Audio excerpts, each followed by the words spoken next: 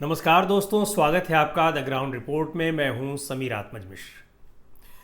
Bharatiya Janata party की लोकसभा चुनाव में हुई हार को लेकर के उत्तर प्रदेश में कल औपचारिक रूप से एक बड़ी बैठक हुई जिसमें हार की समीक्षा की गई। क्योंकि उत्तर प्रदेश में ही यह हार सबसे महत्वपूर्ण है, सबसे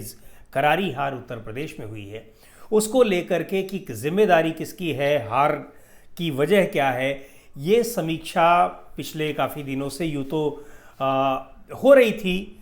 छोटे मोटे स्तर पर, लेकिन प्रदेश कार्यकारिणी की बैठक में, कार्य समिति की बैठक कल हुई जिसमें राष्ट्रीय अध्यक्ष पार्टी के जेपी नड्डा भी शामिल हुए, उत्तर प्रदेश के मुख्यमंत्री योगी आदित्यनाथ, प्रदेश अध्यक्ष भूपेंद्र चौधरी, दूसरे कई नेता जो है वो राष्ट्रीय मंत्री और पार्टी से जुड़े, संगठन से जुड़े और तमाम पदों पर, चाहे वो विधायक हो, एमपी हो, यानी बड़ी संख्या में लोगों ने उसमें शिरकत की और समीक्षा बैठक हुई, लोगों ने अपनी बातें रखी। मुख्य रूप से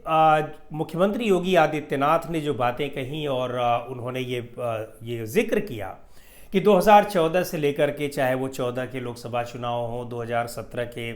उत्तर प्रदेश विधानसभा चुनाव हो, 2019 का फिर लोकसभा चुनाव हो, 22 का उत्तर प्रदेश विधानसभा चुनाव हो,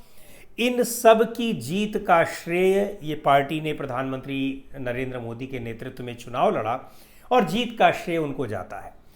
तो जाहिर सी बात है कि उन्होंने ये बात कही नहीं, लेकिन अगर 2024 के जो चुनाव हुए लोकसभा के, जिसमें उत्तर प्रदेश में भारतीय जनता पार्टी को सिर्फ 33 सीटें मिली, जबकि 2019 के चुनाव में उसको 62 सीटें मिली थी, 14 के चुनाव में उसको 72 सीटें मिली थी। तो इन सारी चीज़ों को लेकर के एक जो जिम्मेदारी थी, यानी जब श्रेय दिया गया, तो जाहिर सी बात है कि 24 के चुनाव में हुई हार की जिम्मेदारी भी प्रधानमंत्री नरेंद्र मोदी को लेनी चाहिए। यद्यपि उन्होंने ये बात साफ तौर पर नहीं कही, लेकिन इसका मतलब यही था। पर प्रधानमंत्री मोदी के नेतृत्व की उन्होंने प्रशंसा की, कार्यकर्ताओं की जो तमाम शिकायतें थे उनकी चर्चाएं हुई और उन्होंने कहा कि विपक्षी गठबंधन उन मुद्दों को उठा करके ले गया और बीजेपी को उसने डिफेम किया, बदनाम किया, जो कि मुद्दे बीजेपी को और जिन पर बीजेपी की सरकारों ने काम किया था पिछले 8-10 साल में। कुल मिलाकर के उन्होंने कार्यकर्ताओं में जोश भरने की पूरी कोशिश की और ये कहा कि अब हमें आने वाले दिनों में जो 10 सीटों पर विधानसभा के उपचुनाव होने हैं उसमें सभी सीटों पर जीत हासिल करनी है और 2027 के लिए कमर कस लेनी है। लेकिन ये सारी चीज़ें बिल्कुल ऐसा नहीं है कि सब बहुत स्ट्रेट फॉरवर्ड और सब आसान तरीके से बातें हो गई। आपको याद होगा कि अभी रिसेंटली इस जो प्रदेश कार्य समिति की ये बैठक हुई, उससे ठीक 1-2 दिन पहले दो मौजूदा विधायकों के वीडियो वायरल हुए थे जिसमें वो साफ तौर पर सरकार की नाकामियों पर चुनाव हारने का ठीकरा फोड़ रहे थे। उनका कहना था कि यही स्थिति रही तो 2027 का चुनाव तो हम हार ही जाएंगे। हालांकि बाद में उन्होंने अपने बयानों को बदला, पलटाया और कहा, जो भी कहा वो सफाई दी कि ऐसा उनकी मंशा नहीं थी। लेकिन ये बातें केवल उन विधायकों के तो वीडियो आ गए, लेकिन इस तरह से सांसद, विधायक, प्रदेश के संगठन के नेता, तमाम लोग ये बातें कह रहे हैं और इस तरह ये चीज़ें लगातार चर्चा में हैं। हार की जिम्मेदारी किसकी हो, इस पर कोई बात अभी भी नहीं हुई है। लेकिन एक बात है कि नेताओं ने जो बातें कही उनसे तमाम अर्थ निकाले जा रहे हैं।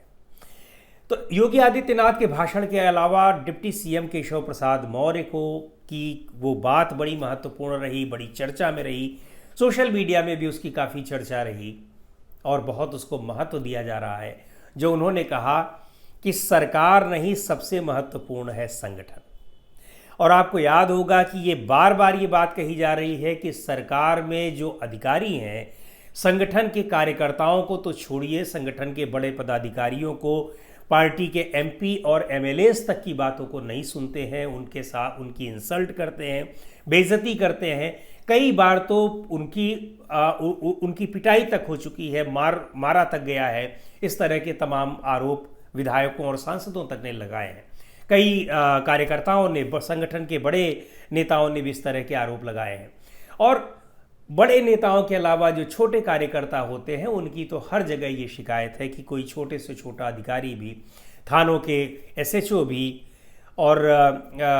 एसडीएम, तहसीलदार, इस तरह के अधिकारी भी उनकी बातों को नहीं सुनते हैं, जलील किया जाता है। और जब वो अपनी शिकायतें लेकर के सरकार के पास जाते हैं, मंत्रियों के पास जाते हैं, मुख्यमंत्री के पास जाते हैं, तो वहाँ भी उनको बेइज्जत किया जाता है और कहा जाता है कि आप लोग गलत काम कर रहे हैं, इसलिए आपके ऊपर कार्रवाई की जा रही है। तो ये सारी शिकायतें थी कार्यकर्ताओं की, और जिनकी वजह से कहा भी जा रहा है कि बीजेपी जो चुनाव हारी है उसके पीछे ये सारे कारण भी बहुत महत्वपूर्ण हैं। यानी कार्यकर्ताओं की नाराजगी,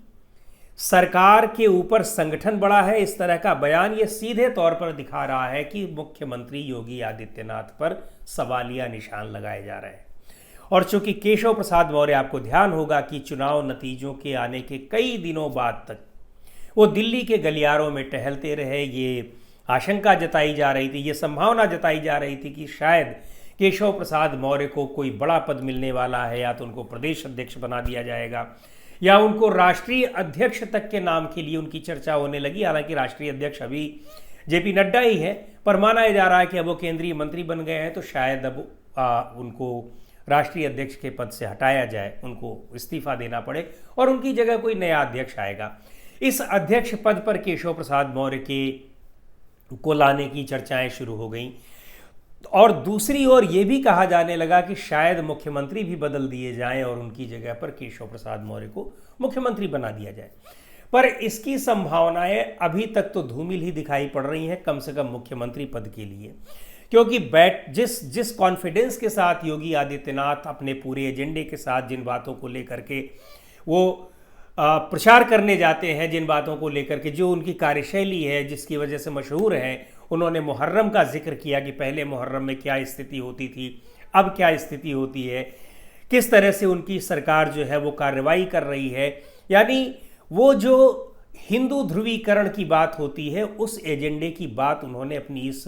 समीक्षा बैठक में भी जम करके की, और वो ये बताना चाह रहे थे कि उनकी अपनी जो कार्यशैली है उसको प्रदेश की जनता खूब उसको महत्व दे रही है, समझ रही है, और उनकी कार्यप्रणाली से प्रदेश की जनता, या कह लीजिए कि उनका जो मतदाता है, वो असंतुष्ट नहीं है।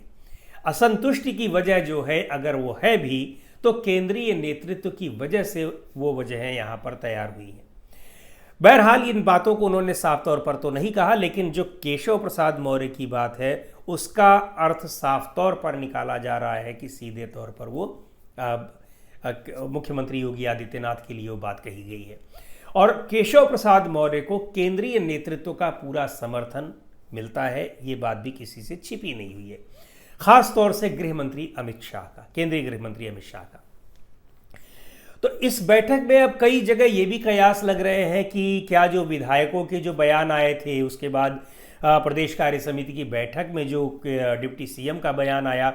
ये सारी चीज़ें क्या उसी ओर ले जा रही हैं कि हार का ठीकरा मुख्यमंत्री योगी आदित्यनाथ के सिर पर फोड़ा जाए और उनको पद से हटाया जाए,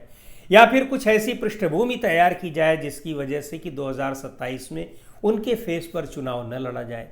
तो अभी तक तो ये संभावनाएं इसलिए बहुत धूमिल दिखाई पड़ रही हैं क्योंकि मुख्यमंत्री योगी आदित्यनाथ पूरे उत्साह में, जोशो खरोश में है, क्योंकि और जगहों पर भी बीजेपी की हार हुई है। उसके कई कारण माने जा रहे हैं, गिनाए जा रहे हैं, और चूंकि चुनाव पूरी तरह से प्रधानमंत्री नरेंद्र मोदी के चेहरे पर लड़ा गया था, उत्तर प्रदेश में भी लड़ा गया था, अयोध्या की बातें की गई, उसका जोर शोर से प्रचार प्रसार किया गया, बहुत बड़ी उपलब्धि उसको बताई गई, लेकिन ये सारी चीज़ें, सारी स्ट्रेटजी और प्रधानमंत्री नरेंद्र मोदी का चेहरा, ये सारी चीज़ें चुनाव में काम नहीं कर पाई और बीजेपी की करारी हार हुई।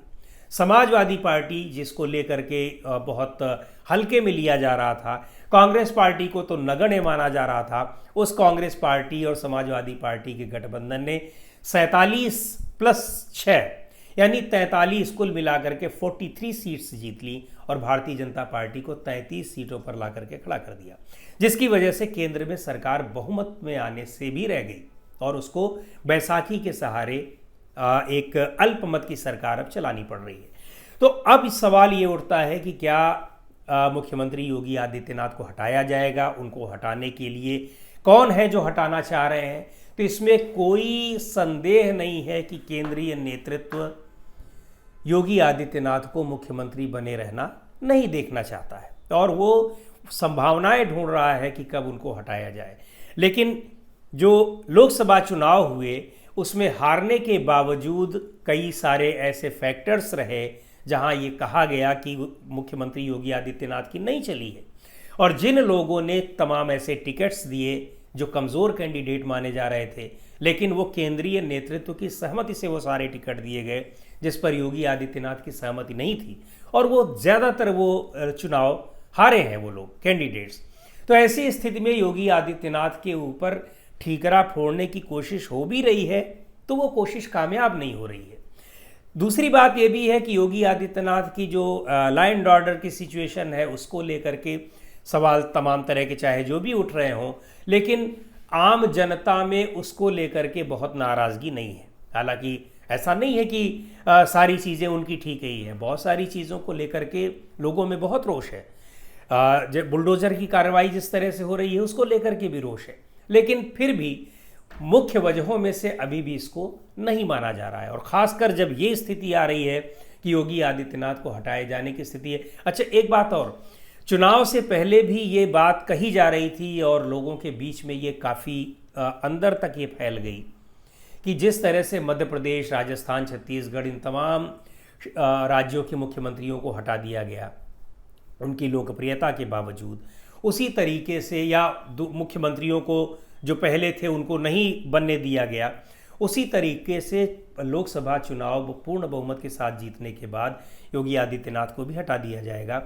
और इस अफवाह को, ये भले ही अफवाह रही हो, लेकिन इस अफवाह को भी बीजेपी के हारने के पीछे एक बड़ा कारण माना जा रहा है।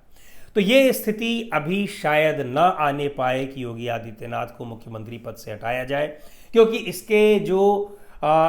परिणाम हैं वो बहुत व्यापक होंगे और वो भारतीय जनता पार्टी के शायद फ़ायदेमंद ना हो, वो जो परिणाम जो कुछ भी होंगे। इसलिए ये स्थितियां बन नहीं रही हैं। लेकिन बीजेपी का एक बड़ा वर्ग ऐसा है जो कि हार के बहाने वो योगी आदित्यनाथ को उनके पद से हटाने की कोशिश में लगा हुआ है। ये कोशिश कामयाब होती है या फिर योगी आदित्यनाथ की अपनी स्ट्रेटजी कामयाब होती है, अपनी उनकी कार्यप्रणाली कामयाब होती है, ये देखने वाली बात है। फिलहाल आज के वीडियो में इतना ही। अगले वीडियो में हम लोग फिर मिलेंगे एक नए विषय के साथ, एक नए मुद्दे के साथ। द ग्राउंड रिपोर्ट के यूट्यूब चैनल को आपने अब तक सब्सक्राइब न किया हो तो ज़रूर कर लें। हमारे वीडियोज़ को लाइक करें, शेयर करें और अपने सुझाव भी हमें ज़रूर भेजें।